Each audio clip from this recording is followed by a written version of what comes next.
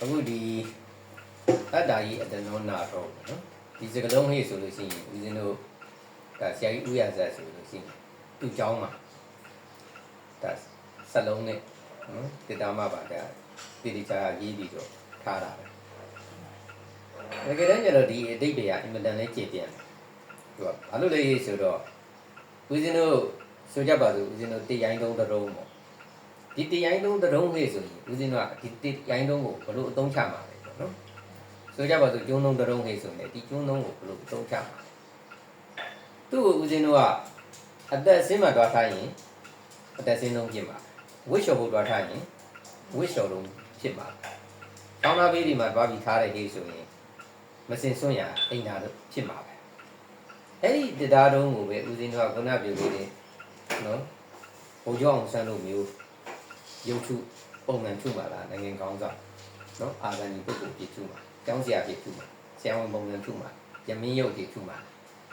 သူ့ကိုအတတွင်းတဲ့ပုံမှာလက်ရမြောက်မှုပုံမှာကြည့်ပြီးတော့ခေါင်းကပါပြစ်လာကျွန်းတုံးရဲ့တန်ဖိုးဟာမတူတော့နေရာရင်မတူတော့ဘူးတုံးချမှုရင်မတူတော့သူ့မှာရမိမိရဲ့ပညာတွေထည့်တဲ့လောက်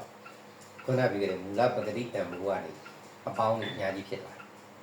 အခုလည်းဦးဇင်းတို့အားလုံးလူအဖြစ်ကိုရကြတယ်နော်ရကြတဲ့ခါကျတော့ဦးဇင်းတို့ကအတ္တကြီးအတ္တနောနာထောဆိုတော့ကိုဘလို့ပုံစံပေါ်မှာတော့ကိုမကံဉာဏ်ဝရိယကံဆိုတာလည်းတခြားမှမဟုတ်တာကံဆိုတာကကာမဆိုတဲ့ပုဂ္ဂိုလ်နေလားကာမဆိုတာမြန်မာလူပြန်ရင်အလုံးလုံးချင်းပဲအလုံးလုံးချင်းကဦးဇင်းတို့က၃ခုနဲ့ပဲလုံးပါနော်ကိုပြင်းပြတာကာယကံပဲနှုတ်ပြင်းပြောတာဝစီကံပဲစိတ်ပြင်းကြံတာမနောကံပဲဒီ၃ခုကိုဦးဇင်းတို့ကကိုယ့်အတွက်အားကိုးရဖြစ်အောင်ကံဉာဏ်ဝရိယဆိုတာ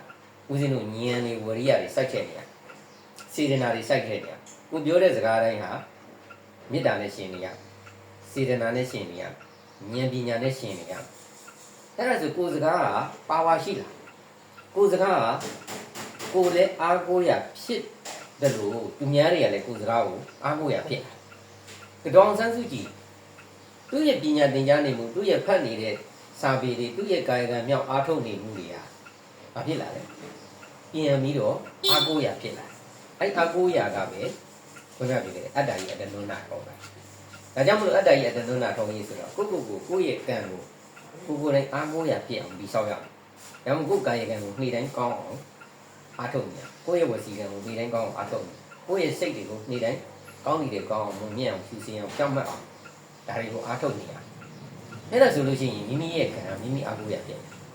မိမိရဲ့ဝရိယကလည်းပဲအမှန်ဓမ္မလမ်းပေါ်မှာတစ္ဆာလမ်းပေါ်မှာအမြဲတမ်းရှောက်နေရအဲ့ဒါဆိုမိမိရဲ့ကာယကံလည်းမိမိအားကိုးရဖြစ်လာ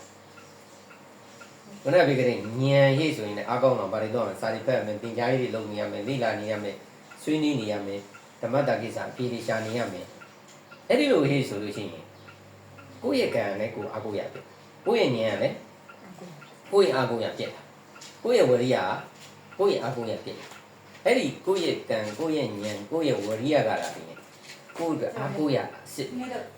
ဒါကြောင့်မို့နာထောအားကိုးရဖြစ်အောင်ကိုယ်ကကြိုးစားမယ်အဲ့ဒါကိုပြောအဲ့ဒီအားကိုးရအစစ်ဒီကိုယ့်ရဲ့ကံကိုယ့်ရဲ့ဉာဏ်ကိုယ့်ရဲ့ဝရိယပဲအဲ့ဒါကြောင့်အတ္တကြီးအတ္တနုနာသောဟိဆိုတာတခြားမဟုတ်ဘူးခုနပြောတဲ့ကို